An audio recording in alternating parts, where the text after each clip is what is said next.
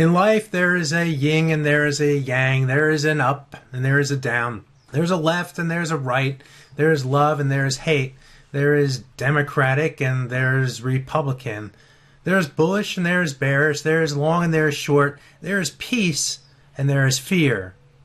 For a lot of things in life, there is a counterbalance. Some counterbalancing things are good. Some have a clear right and wrong side. In this video, I'm going to talk about fear, which is wrong for success in trading, and how you can control fear and change your fear you have in trading to a peace in your trading.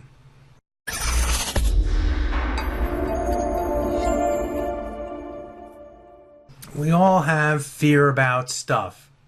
It's good in some ways, it's healthy in some ways. We are given this ability, this emotion, to fear. Fear is there for a reason. For example, if a wild animal is running in your direction and it's breakfast time for that animal, you probably should be fearful. Fear can also get out of hand.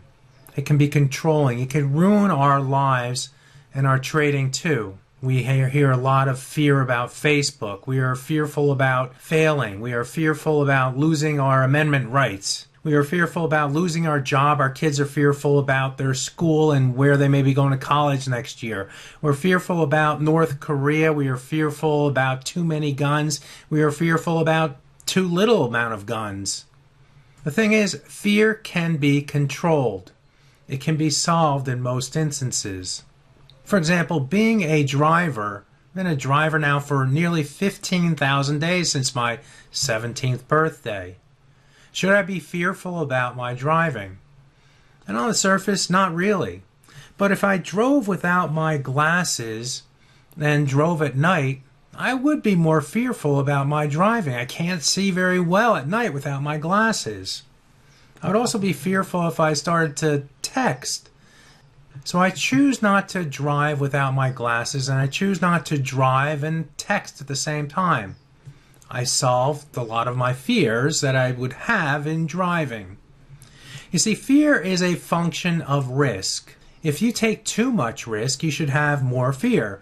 If you define and limit your risk, so I drive with my glasses and I don't text and drive, I am doing the stuff that I would normally do when I drive, and I don't have that fear. If I'm on Facebook and I share everything and make loads of friends with complete strangers, and I take loads of surveys and I download a bunch of apps and I share a lot of articles and I mark where I have been every second of the day and what I'm eating and where I'm eating at, there might be a good reason for some fear about the amount of personal data that is being shared or used or manipulated from my Facebook account.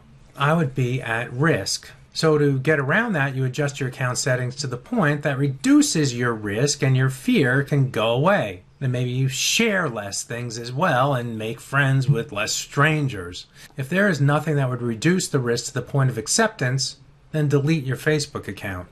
Having too much fear is not good. Success in too much fear rarely works. It may work sometimes, but odds are that in the long run, if you are scared to death to drive, you will get in an accident. If you are too fearful, you are crowding out the chance to succeed. Fear is a function of risk, and success is a function of fear. So in the middle right here is fear, and on the extremes is risk and success. In trading, we need to take risk. I can tell you right now with 100% certainty that if you don't want to take risk, then don't trade. You have to be a risk taker. That is given. But the next thing to understand is that you can't let your fear crowd out your success for trading. So we as traders need to make sure our fear is not too great. So if we need to take risk and risk increases fear and too much fear crowds out success in trading, what can we do? Well, what we need to do is to define our risk. We need to limit our risk and then accept our risk.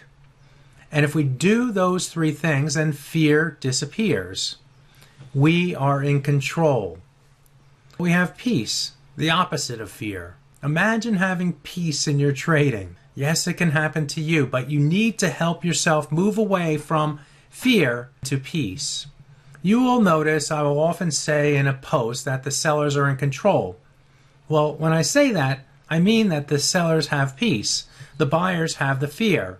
The buyers are not at peace. They are hoping and praying and fearing. The other day I was doing aim and shift, and he likes to start the day with a best trade of the day thread. So I put some ideas in myself. For one of the trades I wrote, the New Zealand CPI data comes out shortly. The New Zealand US dollar 200-hour moving average and 100-hour moving average come in fairly close together at 73.43 to 48. If that level holds on a rally after the number, it would be a good area to sell against. And then below the 73 level should be more bearish. Now, in those few sentences, I defined risk at the 73.43 to 48 level. I defined a target to get through at 7,300, which would turn it even more bearish. Of course, there was more to the trade than besides just those numbers. This is the hourly chart before the release of the CPI. Risk was great before the number, before that data. But after the data is out, the event risk is gone. The only risk is the market risk or the price risk at that time. The blue line represents the 100-hour moving average. That was at the 73.48 level. The green line represents the 200-hour moving average, and that was at the 73.43 level. Also dissecting in that area are two trend lines. One was a broken trend line, so it was the underside of the broken trend line. The other was a downward sloping trend line. So with all those technical levels in that area, it becomes a risk-defining area. Another way of saying that is, if the price stays below, it is more bearish. If the price moves above, it's more bullish. If the trade is to sell against that area on a rally, the risk is defined as long as the price stays below this area.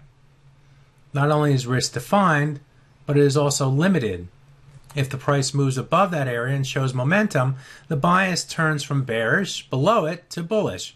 So you would sell here and get out here with a small loss. Risk is limited. Since trading involves taking risk, we know that, and fear is a function of risk. If you can define and limit your risk using 4 different technical levels in this narrow area, how much fear should you have? Not a lot of risk, and that equals not a lot of fear up here in your brain. And that is a mindset change that's going to lead to more success and more confidence in your trading. So the data came out and the price moved up to the 43 to 48 area. The price stalled and started to rotate back lower.